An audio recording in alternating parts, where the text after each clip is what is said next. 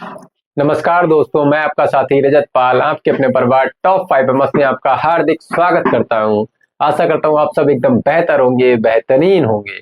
चलिए, आज हम अब शुरू करने जा रहे हैं हमारा चैप्टर फॉर एन ग्रेगरी, जो कि है हमारी लास्ट पोएम हमारे क्लास 10th की। ठीक है, तो इसको भी आज हम कंप्लीट कर लेते हैं। लिखा है never cell a young man. अच्छा, इस पोएम में है क्या? इस पोएम में ये बताया गया है कि एक व्यक्ति जो है वो किसी को अगर प्यार करता है तो वो किससे करता है। आजकल का जो जमाना है वो सच बात यही है कि हम लोग अपीयरेंस को ज्यादा देखते हैं। अपीयरेंस मींस जो हमारा दिखावा, ऊपरी दिखावा कपड़ों का हो गया या XYZ किसी चीज का जो हमारा दिखावा है उस पर ज्यादा प्यार किया जाता है, ना कि हमारे अंतर्मन को देखकर। यानी अंतर्मन हमारा कितना भी अच्छा हो, लेकिन हमारा अगर रंग रूप, हमारा पहनावा अच्छा नहीं है तो शायद ही आपको कोई पसंद करे।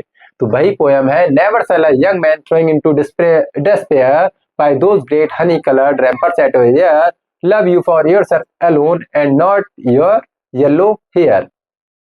अब कह रहे हैं किसी आदमी को जो तुमने डेस्पेयर यानी दुख दिया है किसी आदमी को, यानी अब यहाँ पर क्या है, एक पोएट है, लड़की, यानी दो लोगों के बीच बात है।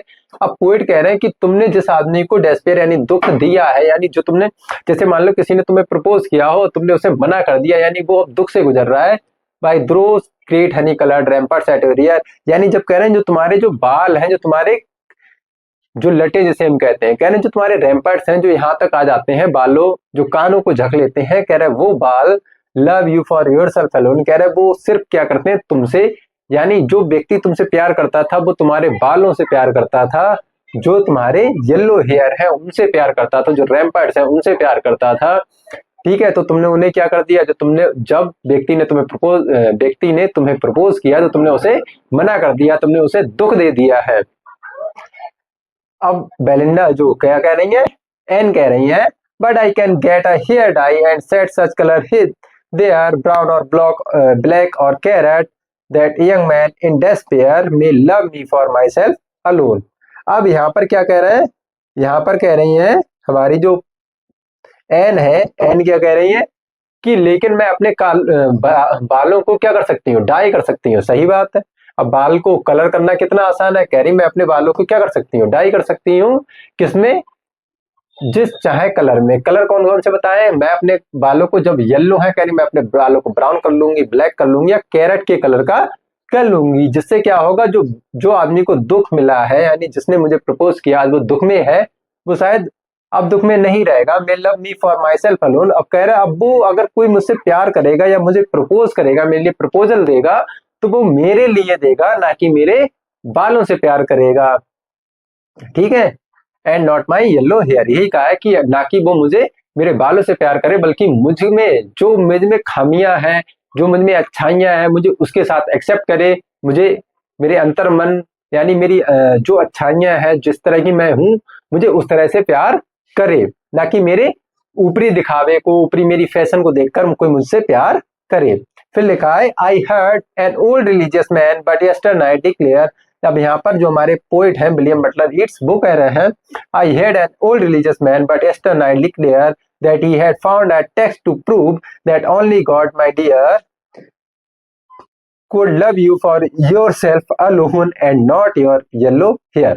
अब कहा है, अब देखो पोइट भी बहुत ज्यादा चालाक है। यहाँ पर पोइट अपनी बात को बिल्कुल मनवाना ही चाहना है कि आदमी जो है तुम्हें सिर्फ तुम्हारे रंग रूप से पसंद करता है, तुम्हारे अंतर मन में तुम कितने अच्छे हो उससे उसे कोई मतलब नहीं होता है। तुम क्या कहे कि मैंने एक पुराने, मतलब कल क्या है, एक बूढ़े आदमी को सुनते हुए कहा, कहते हुए सुना है, सॉरी सुनते हुए नहीं कहा है, कह रहा मैंने एक बूढ़े आदमी जो रिलीजियस मैन यानी साधु बाबा, साधु महात्मा लोगों को कहते हुए सुना है। उन्होंने कहा है कि मुझे एक शब्द मिला है, मतलब उन्होंने ऐसा कहा है कि प्रूफ करके दिखाया है कि सिर्फ भगवान ही है मेरे प्रिय लोगों, सिर्फ भगवान ही है जो तुम्हें प्यार करता है तुमसे, ना कि तुम्हारे येलो हेयर से। यानी सिर्फ भगवान ही है जो तुम्हारे अच्छे कर्मों को देखता है, अच्छाइयों को देखता है, तुम्हारी बुराइयों को देखता है। बाकी और इस दुनिया में कोई भी नहीं है जो तुम्हारी अच्छाइयों को इतने ध्यान से देखे। और ये वास्तविकता है। अगर मैं यहाँ पे अगर लिख दूं, जैसे ओल्ड को अगर मैं लिख दूं, ठीक है, ओल्ड को मैं लिख दूं LOD, लॉर्ड लिख दिया मैंने। तो अगर मैं बोलूंगा ओल्ड और यहाँ पे अगर लॉर्ड लिख लूं, ये पूरा मैंने अगर सही पढ़ाया हो, एक एक वर्ड अगर सही भी पढ़ा हो और सब चीजें सही बताई हो, तो उस पर ध्यान नहीं जाएगा, ध्यान किस पर जाएगा, इस लिखे हुए वर्ड पे। और ये एक बार हुआ अभी ये, जैसे एक टीचर ने क्या लिख दिया, तो 20+5 = लिख दिया 35।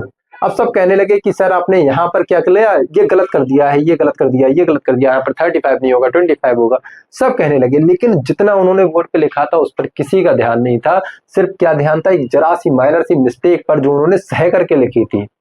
तो वही कह रहे हैं कि जो हमारा भगवान होता है वो हमें हमारी अच्छाइयों के साथ, हमें बुराइयों के साथ सब कुछ देखता है, लेकिन जो एक इंसान है वो हमारे सिर्फ पहनावे को देखता है, हमारे रंग रूप को देखकर हमें जज करता है, ठीक है, हमें प्यार करता है। चलिए इसी पोएम का आप सेंट्रल आइडिया इसको कर लेते हैं।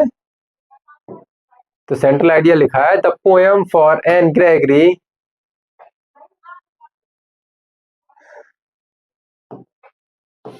is composed by W.B. Yeats, conveys the idea that physical beauty may be important for young men or the human beings।